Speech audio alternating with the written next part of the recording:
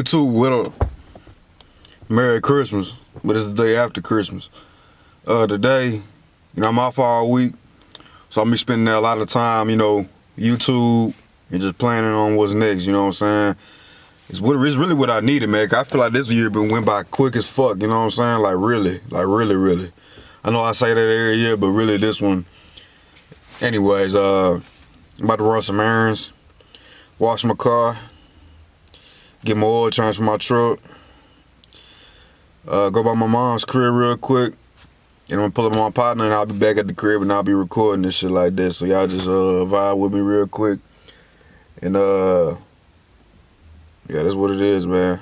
YouTube, what up? Hey, right now we got how good was Deion Sanders actually?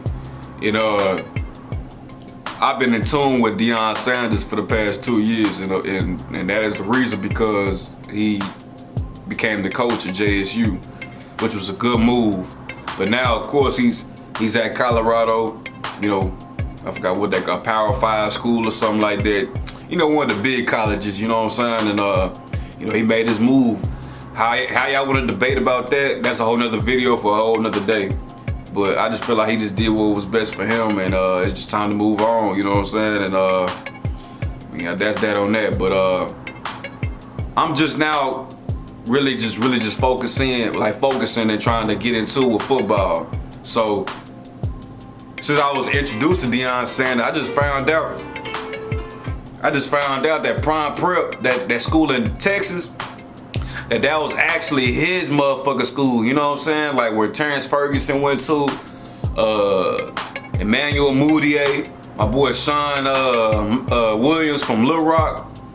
Them boys, man, they used to hoop their ass off, man. If y'all don't know about Prime Prep basketball team, y'all look that shit up, man. It's on YouTube, man. But anyways, they call him Prime Time.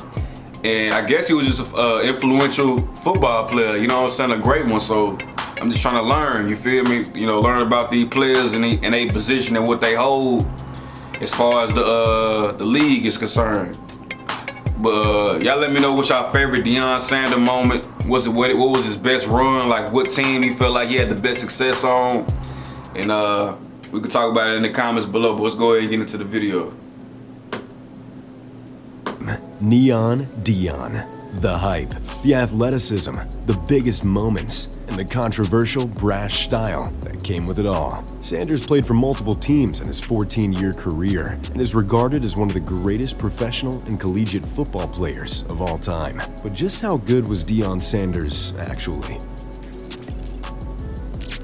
Deion Lewin Sanders was born in Fort Myers, Florida, and immediately gravitated to sports. Surprisingly, Deion wasn't the best player on his 8-year-old football team, but one of his favorite childhood memories was winning a championship with that U8 team. Deion loved sports, and they loved him back, as he starred in 3 sports at North Myers High School. A lot of people don't know that Sanders got his nickname Primetime on the basketball court, and not from the gridiron. After a 30-point scoring downpour in one game, he earned the nickname that would be synonymous with Deion for the rest of his life. Sanders dominated in football, basketball, and baseball, named to the All-Century Florida High School football team his senior year. Deion was actually the starting quarterback for North Myers High. Being cold as fuck in 3 sports is impressive. Cause I guess that nigga went to the MLB as well, so that's nothing but God right there, boy. And you blessed with genes like that, athletic genes like that. You're able to excel, man. As well as being a defensive back, Sanders was recruited and offered scholarships in all 3 sports. Was even drafted to the MLB out of high school. The story goes that all recruiters had to see was Deion nearly hit his head on the rim in a basketball game to be sold on his athleticism. Sanders, I think I was watching a video about Patrick Mahomes probably like a month ago, and they were talking about how Patrick Mahomes could have been a baseball player, but he decided to go to the NFL draft, you know what I'm saying, instead. Man, that should just be crazy to me. Like motherfuckers be that damn cold in multiple sports that they could literally pick and choose, literally.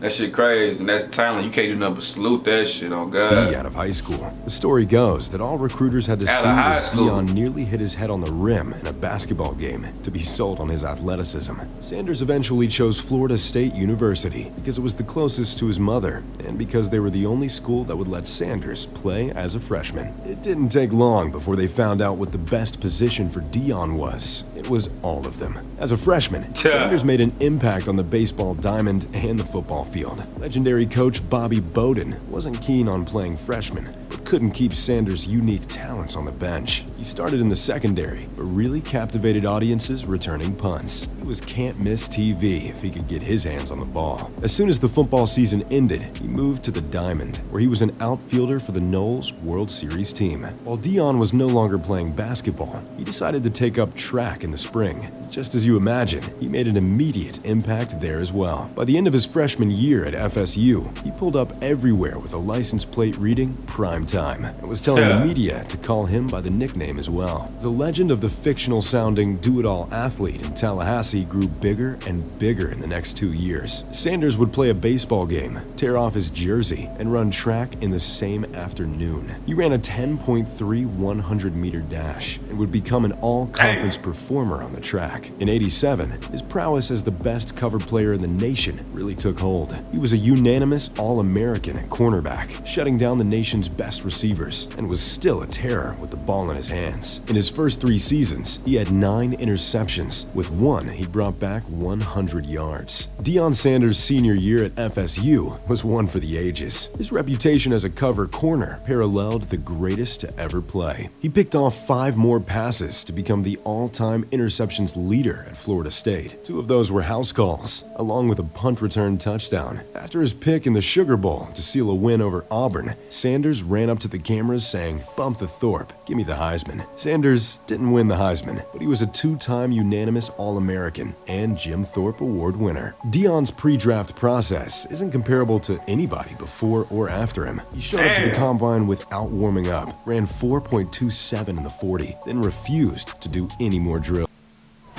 May nature arm you up rich for the weekend. Once you got it like that, once you got the ball rolling like that, you got in to. an interview with That's the how you gotta Giants, play he it. stopped them mid-conversation to ask where their draft pick was. Unsatisfied with the response, Prime got up and told him we wouldn't be available at that spot, and promptly walked out. In a draft class with a few other future Hall of Famers, Sanders' enigma and brash personality is probably the reason he fell to 5th slot, straight into the Atlanta Falcons' lap. But at first, it didn't feel like that for the Falcons. Sanders was set on playing in both the MLB and the NFL. Drafted by the Yankees while having contract issues with Atlanta, Sanders worked his way into the Yanks' starting lineup in the truest primetime fashion. So this man was playing football and baseball at the same time. So he ain't take a break. He ain't do the Michael Jordan.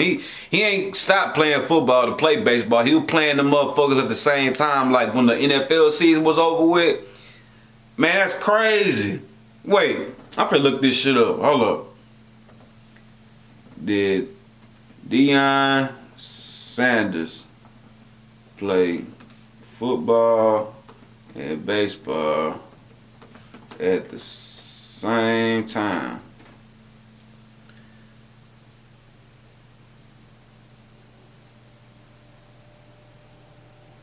Unlike Bo Jackson, he did play both on the same. Man, that's crazy.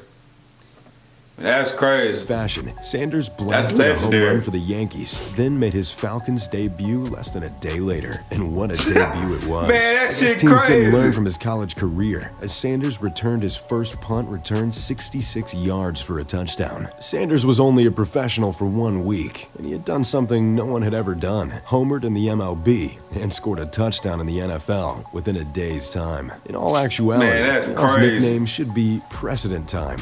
That doesn't roll off the tongue quite as well as Prime, but it does seem like every time you look over, Deion was doing something no one had ever done before. To make his schedule easier, Sanders signed with the Atlanta Braves in 1990, but it didn't take long before Sanders got tired of not being able to play in the baseball playoffs because the NFL season coincided. He manufactured his second deal to allow him to play both at the same time. In his first full postseason in baseball, Deion Sanders played outfield for the Braves in a World Series. All he did next was show up without any training camp and missing a quarter of the season to earn an All-Pro corner and a Pro Bowl punt returner nod. His time with the Falcons had come to an end when he scored 10 return touchdowns and was twice named the best cornerback in football. He signed with the 49ers next and had arguably the greatest year of his legendary career. He picked off 6 passes, 3 of which he scored on. On just those 6 interceptions, Prime set a still-standing interception return single-season mark at 303 yards. The most notable of those interceptions came on a 94-yard revenge pick against the Falcons. Deion stared down the Falcons' sidelines as he high-stepped into the end zone. Sanders and the 49ers won the NFC Championship, which led to another Prime first, being the only player to play in a World Series and a Super Bowl. Sanders ended up coming up with a fourth-quarter interception in the big game had his nigga not his done? first championship. All offseason, as Prime was playing baseball with the Reds.